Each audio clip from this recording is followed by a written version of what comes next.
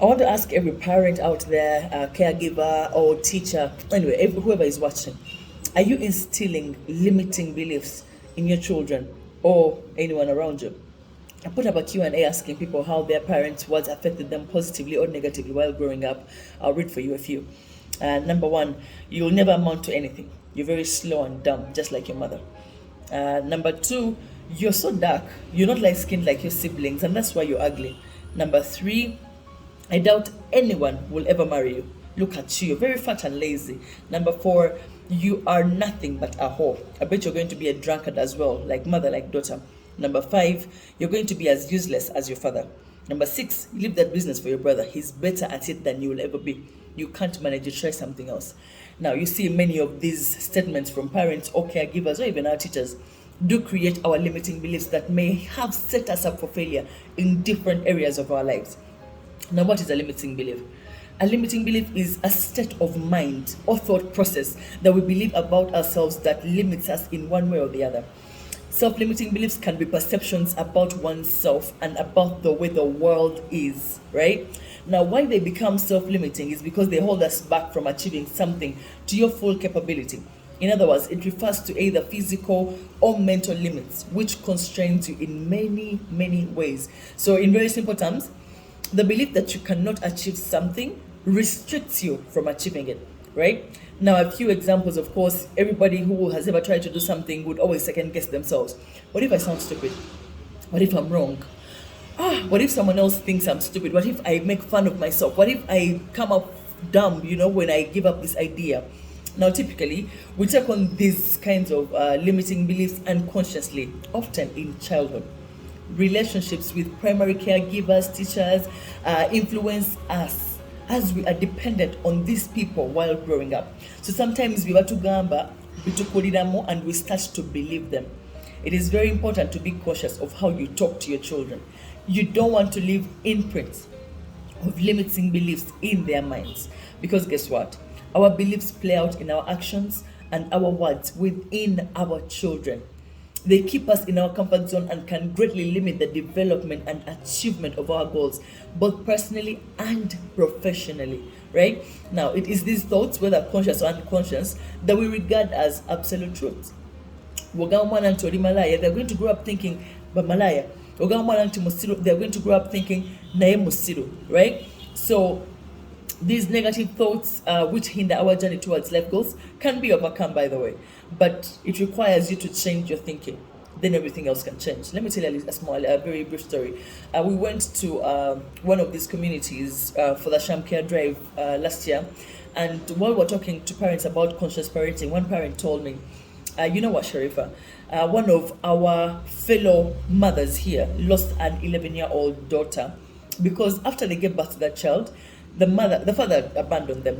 So the mother kept telling this girl that kale wansala, right? Kuva wenakuzala nafuna bulume okubeera naawe, it has always been a hustle, mpulira ng'ommalako nnyo emirembe ondeetera ennaku okubeera naawe tata wo yatulekawo naawe kennyini okulabako ondeetera buleetezi busungu na nnaku oluusi nejjusa singa saakuzaala.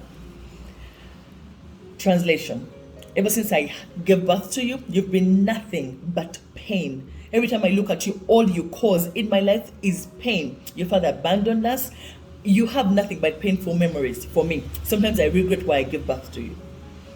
Let me tell you, when this girl turned 11, she wrote a letter to her mother and told her, I'm so sorry, all I've ever caused you is pain. And today, I end that pain. I hate to see you suffer. And this girl committed suicide at the age of 11.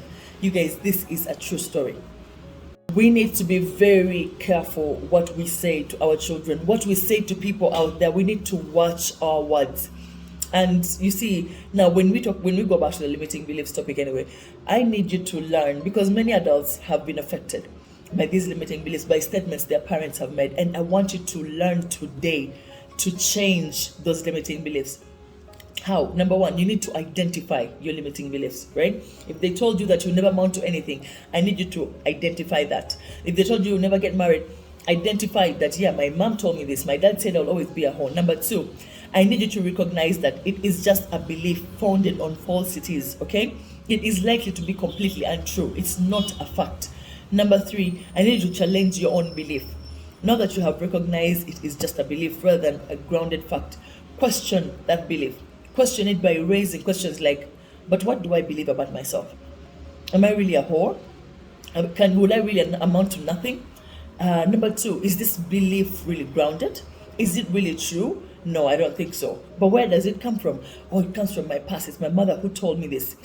Ask yourself, did I always think this way? No, I don't think so. It's when my mom told me, that's when I started to think about myself this way. Is there evidence counteracting my belief? What would it be like to think of the opposites of this belief, right? I need you to ask yourself these questions. Is this belief helping me progress towards my goals? Now, you see, many of these questions may seem strange, but they are designed to help you broaden your perspective on the subject. It exercises outside the box thinking. Number four, I need you to recognize the potentially damaging consequences of holding on to your limiting belief. Number five, I need you to adopt a new belief, okay? Choose something new to believe in, something that will help improve your life. This transition may not be easy, depending on how long you have thought and lived through what led you to believe what you believe. It may have created an extraordinarily strong emotional bond and rooted the belief very strongly, right? So if you want to go ahead and change, you will have to have the strength, you will have to have the courage, right, to change. You will need to get a new way of thinking and adopt this new belief. Lastly, once you're done following the 5 steps, I need you to put into practice and take action. Start implementing things that support your new belief.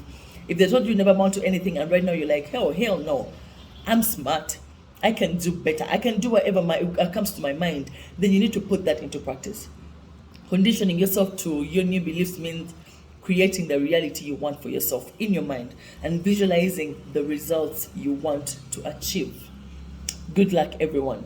Assalamu alaikum wa rahmatullahi wa barakatuh.